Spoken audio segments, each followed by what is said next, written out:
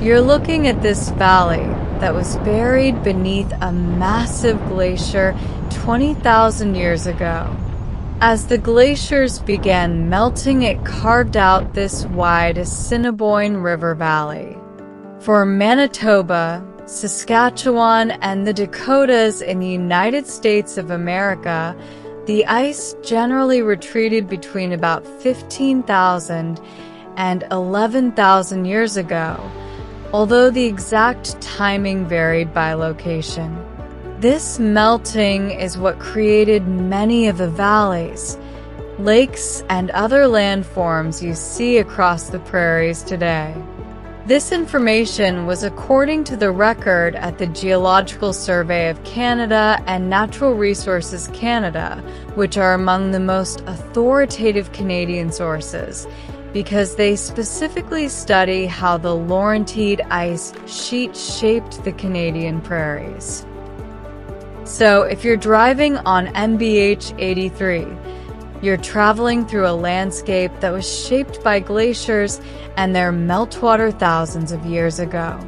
The hills, valley slopes, and many of the gravel and sand deposits in that area are all remnants of the last ice age. What happened was that because 20,000 years ago, when much of southern Manitoba was buried beneath a massive glacier, over time, as the ice retreated, torrents of meltwater flowed across the landscape. Those powerful rivers carved the broad valley that the Assiniboine River occupies today. The modern Assiniboine River is much smaller than the ancient meltwater river that created the valley. Geologists call it an underfit river because it is too small to have carved such a large valley by itself. The Assiniboine River watershed extends into parts of Saskatchewan, Manitoba, and a small portion of North Dakota.